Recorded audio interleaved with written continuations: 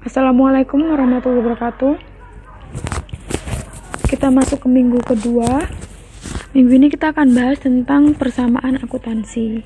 Setelah minggu lalu kita udah overview tentang akuntansi sendiri, perbedaan akuntansi dan manajemen, kaitannya, terus kemudian jenis-jenis perusahaan dan strateginya gitu ya. Minggu ini kita bahas tentang persamaan akuntansi. Oke. Persamaan akuntansi itu menjadi awal dari siklus akuntansi gitu. Jadi kalau kemarin kita udah bilang bahwa yang akan kita pelajari adalah siklus akuntansi dari awal transaksi sampai menjadi laporan keuangan. Nah, berarti perlu diketahui bahwa awalannya adalah kita akan bahas masalah transaksi. Oke. Transaksi itu apa dan bagaimana pengaruhnya terhadap persamaan akuntansi. Nah, transaksi bisnis adalah suatu kejadian ekonomi atau kondisi yang secara langsung mempengaruhi posisi keuangan perusahaan atau secara langsung mempengaruhi hasil operasi perusahaan tersebut. Kita bisa bilang transaksi bisnis ini adalah adanya cash in atau cash out. Artinya cash in adalah adanya uang masuk, cash out adalah adanya uang keluar. Jadi dia transaksinya terkait dengan bisnis. Adapun transaksi lain yang memang tidak ada kaitannya dengan bisnis atau tidak kaitannya dengan uang, itu nggak akan dicatat dalam akuntansi. Tapi kalau contohnya ketika perusahaan itu ingin membeli mesin, itu kan berarti cash out. Nah, kalau cash out berarti harus dicatat. Nah, itu namanya transaksi bisnis. Nah, ini secara langsung akan mempengaruhi posisi keuangan perusahaan. Kalau cash out berarti pastinya mengurangi uang perusahaan. Kalau adanya cash in, adanya pendapatan, adanya penjualan, ya pasti akan mempengaruhi posisi keuangan juga, pasti akan nambah uang perusahaan gitu. Jadi, pertama kita harus mencatat transaksi perusahaan dulu. Nah, perlu diketahui bahwa tidak semua kejadian ekonomi yang mempengaruhi entitas bisnis dicatat dalam suatu sistem akuntansi. Hanya transaksi bisnis yang akan dicatat dalam catatan akuntansi. Nah, transaksi bisnis tadi yang saya sudah bilang berarti transaksi yang terkait dengan cash in and cash out and processing the cash. Tapi contohnya kalau ada transaksi perjanjian kerjasama, tapi perjanjian kerjasama itu nggak melibatkan uang, ya nggak perlu dicatat juga di dalam persamaan akuntansi, gitu. Oke, next, persamaan akuntansi menunjukkan posisi keuangan. Persamaan akuntansi menunjukkan posisi keuangan perusahaan. Setiap transaksi bisnis akan mempengaruhi posisi keuangan perusahaan. Seperti yang saya tadi bilang, kalau ada penambahan mempengaruhi posisinya, kalau ada pengurangan uang mempengaruhi posisi keuangan tersebut. Setiap transaksi dapat memberikan efek terhadap ketiga unsur dalam persamaan akuntansi. Dan persamaan kan seperti A sama dengan B tambah C tambah D. Itu kan namanya persamaan. Nah, setiap adanya penambahan B pasti akan mempengaruhi A. Adanya pengurangan C pasti akan mengurangi A, dan seperti itu. Nah, efek terhadap unsur persamaan akuntansi dinyatakan dalam penambahan atau pengurangan dari unsur-unsur tersebut. Oke, kita next. Nah, ini adalah persamaan dasar dari akuntansi. Jadi persamaan dasar dari akuntansi adalah aset sama dengan liabilities tambah equity. Ini bahasa Inggrisnya. Kalau bahasa Indonesianya aset sama dengan harta. Harta itu sama dengan kewajiban. Kewajiban dalam hal ini adalah utang ditambah dengan modal atau modal pribadi. Jadi ini ibaratnya ketika perusahaan itu kita ini mau buat perusahaan. Ketika kita mau buat perusahaan, kita kan butuh uang cash untuk apa? Untuk beli tanah, untuk beli peralatan, perlengkapan, terus kemudian untuk bayar gaji dan lain sebagainya. Nah, ibaratnya uang itu adalah 10 juta.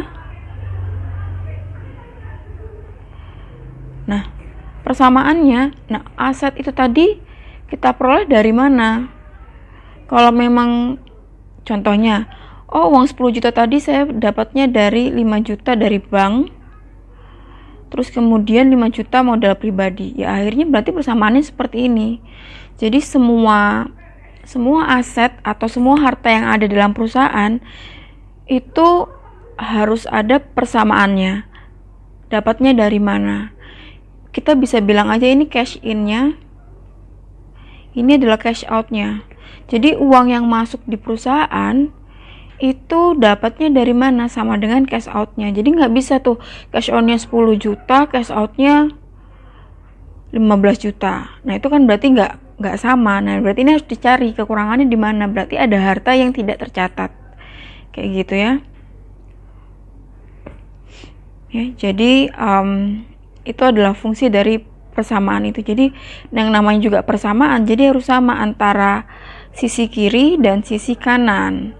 Nah biasanya sisi kiri ini namanya juga adalah aktiva, sedangkan sisi kanan namanya pasiva.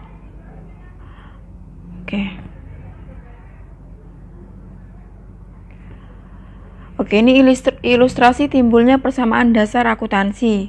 Berdirinya entitas atau perusahaan bisnis akan membutuhkan kekayaan aset senilai 100 juta untuk kas operasional, sewa bangunan, biaya peralatan, dan pelengkapan. Timbul pertanyaan, dari mana sumber kekayaan atau aset tersebut? Cash in tadi dapatnya dari mana? Itu yang kita punya berupa cash, peralatan, perlengkapan, bangunan tersebut. Nah ini tadi bisa dapat dari utang ataupun dari modal. Ingat ini tadi cash in harus sama dengan cash out. Aktiva dan pasiva.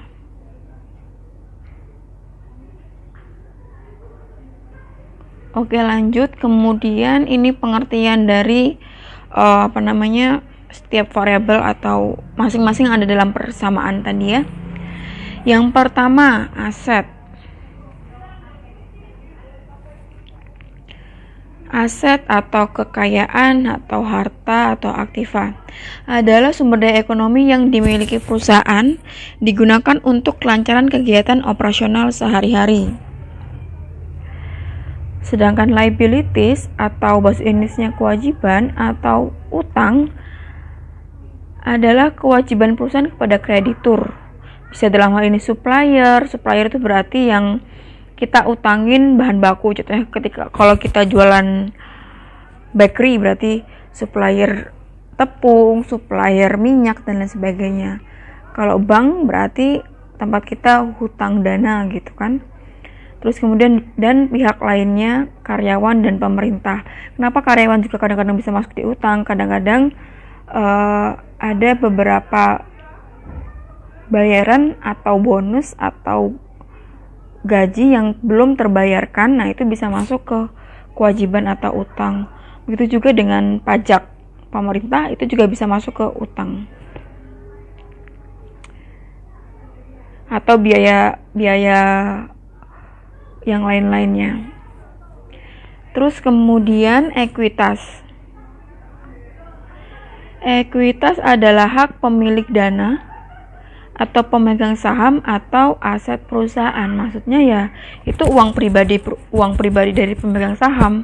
Kalau teman-teman mau buka usaha 10 juta terus ternyata teman-teman punya modalnya 10 juta, ya udah itu berarti aset sama dengan modal, sama dengan ekuitas. Berarti nggak ada aset yang didanai dari utang kayak gitu. Ekuitas untuk perusahaan perorangan disebut ekuitas pemilik atau owner's equity. Untuk firma atau persekutuan atau lebih dari satu dinamakan partnership equity. Untuk perseroan atau PT disebut ekuitas pemegang saham atau stockholder equity. Jadi kalau kepunyaan perseorangan ya owner equity karena cuma punya satu orang. Tapi kalau punyanya dua orang, firma atau CV biasanya namanya partnership equity. Sedangkan kalau PT perseroan terbatas itu pemegang saham atau stockholder equity. Oke, kita lanjut ke contoh soal. Teman-teman diharapin untuk menyimak dengan baik. karena nanti PR-nya minggu depan adalah sama seperti ini, yaitu tentang mencatat transaksi keuangan dengan persamaan akuntansi. Nah, ada baiknya metode seperti ini agar teman-teman ketika nanti emang ada yang susah dipahami atau terlalu cepat atau gimana, nanti teman-teman bisa replay ulang aja gitu videonya biar bisa sesuai dengan pemahaman dari teman-teman semua. Oke. Pertama,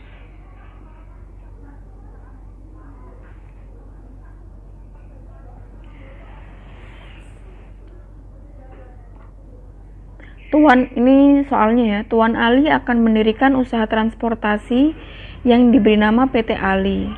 Oke, berarti ini perseorangan. Transaksi permulaan yaitu Tuan Ali melakukan penyetoran modal sebesar 40 juta. Jadi Tuan Ali masukin modal ke perusahaannya sebesar 40 juta. Kita hilangin nolnya 3 aja biar mempermudah, karena emang nggak cukup kalau di PPT. Jadi kalau dalam transaksi kita udah buat dulu tabelnya. Persamaannya ada kas sama dengan kewajiban sama dengan modal. Kas sama dengan kewajiban plus modal. Oke. Tuan Ali melakukan penyetoran modal sebesar 40 juta. Berarti ada uang masuk sebesar 40 juta dalam bentuk cash. Berarti kita tulis 40 juta di sini. 40 ribu gitu ya, 40 juta. Ketika 40 juta di kiri, berarti 40 juta harus ada di kanan juga, karena memang harus seimbang cash in and cash out-nya. Nah, tadi Tuan Ali melakukan penyetoran modal, berarti modal uang sendiri, berarti masuk ke modal atau equity. Jadi kita masukkan di sini 4 juta sama dengan kewajibannya 0, belum ada, plus modalnya Tuan Ali bertambah 40 juta. Oke. Terus kemudian ada transaksi di hari berikutnya. PT Ali meminjam uang kepada bank sebesar 50 juta. Nah, berarti ada uang masuk senilai 50 juta. Ya kan? Kan dia minjem uang. Kalau PT Ali minjem uang kan berarti ada dana yang masuk sebesar 50 juta. Berarti cashnya nambah lagi 50 juta, ya. Ini ya. Terus kemudian sama dengan kanan juga harus sama, karena si PT Ali ini meminjam uang kepada bank, berarti ada kewajiban ya. Kewajibannya nambah berapa? 50 juta. Ya, dia menggunakan kewajiban hutang bank. Makanya di sini dia masuk ke tabelnya hutang bank ya. Akunnya dia hutang bank. Ya. Kemudian kita jumlahkan saldo awal tadi 40 juta. Ditambah 50 juta, oke, saldo akhir 90 juta sama dengan 90 juta. Oke, berarti sudah benar, nggak ada yang miss antara cash in sama cash out. Next, kemudian transaksi ketiga, PT Ali membeli sebuah mobil seharga 74 juta. Ketika PT Ali membeli sebuah mobil seharga 74 juta, di situ nggak ada keterangannya bahwa apakah itu utang atau menggunakan apa. Jadi asumsinya adalah oke, berarti PT Ali ini membeli sebuah mobil cash. Nah, berarti ada pengurangan cashnya sebesar 74 juta. Makanya di sini minus. Kenapa dibikin kurung? Karena anggapannya adalah minus ya. Minus 74.000. Cashnya si PT Ali berkurang 74.000. Karena apa? Dipakai buat apa? Dipakai buat beli mobil. Ya. Tambah. Kenapa di sini kok muncul kendaraan?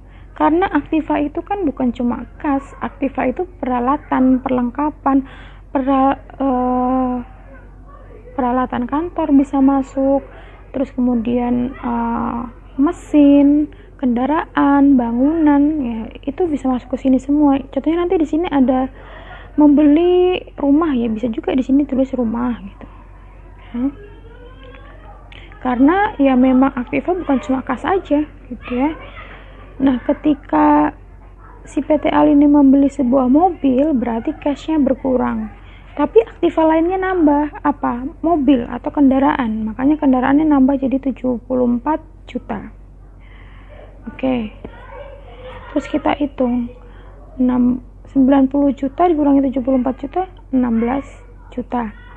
74 juta di sini nambah. Kenapa nambah? Kenapa dia nggak minus? Karena kendaraannya kan tambah kan, jadi makanya nggak dalam kurung ya. Nah ini berarti dijumlahkan 74 juta.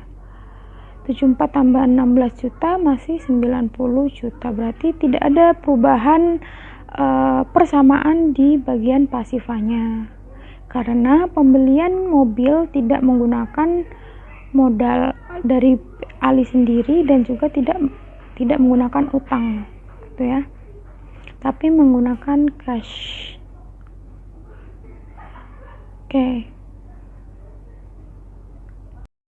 Oke.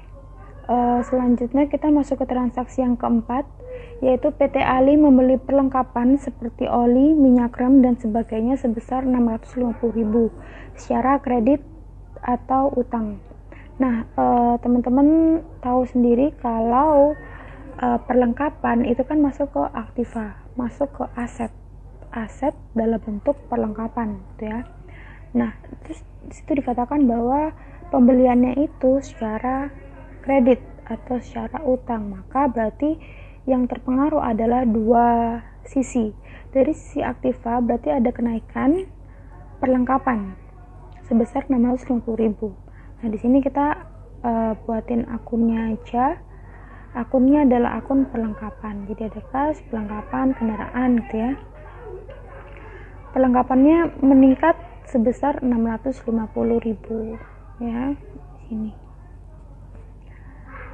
Terus kemudian di bagian pasifanya, karena dia belinya secara utang, maka pasti masuk ke kewajiban.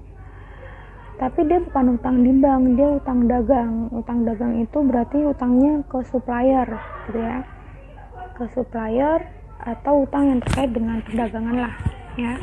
Nah, maka dari itu kewajibannya dia masuk ke bagian utang dagang sebesar 650.000, yang artinya perlengkapan ini tadi dibeli dengan utang dagang. Cash in-nya masuk 650.000, cash out-nya 650.000 dalam bentuk utang. Maka setelah kita masukkan ke persamaan, akhirnya sama. 16.000 tambah 650 tambah 74.000 sama dengan 650 ya, terus 90.650.000 gitu, sama dengan ini gitu. Terus kemudian kita masuk ke transaksi yang kelima.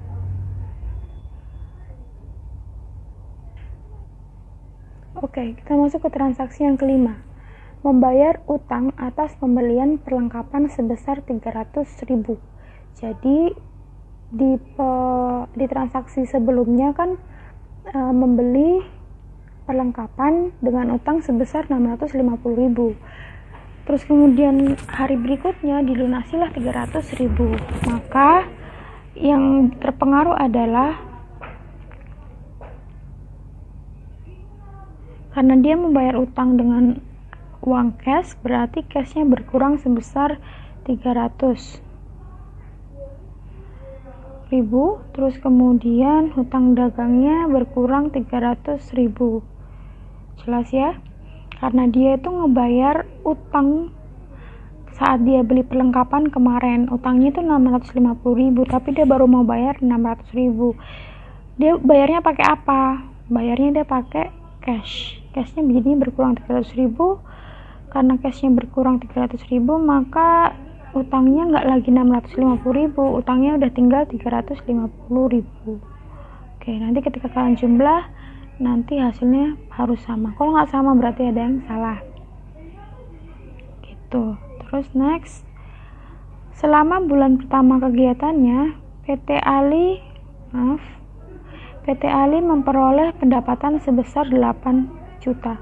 Jadi ada keuntungannya selama sebulan pertama dia beroperasi, ada keuntungan sebesar 8 juta. 8 juta tentunya dalam bentuk cash. Jika tidak ada keterangan, maka ada cash masuk sebesar 8 juta. Nah, terus karena di sisi kiri udah bertambah 8 juta, sebelah kanan juga harus dong ya. Nah, karena di sini nggak ada keterangan terkait utang, maka pasti masuk ke bagian modal. Maka modalnya Ali itu bertambah jadi 8 juta gitu. Jadi uang di perusahaan PT Ali itu modalnya ada sekarang 48 juta dari modal awal ditambah dengan keuntungan yang didapatkan selama 1 bulan. Jadi dia ada uang mengendap sebesar 48 juta gitu ya. Terus kalian hitung persamaannya, kalau sama berarti benar.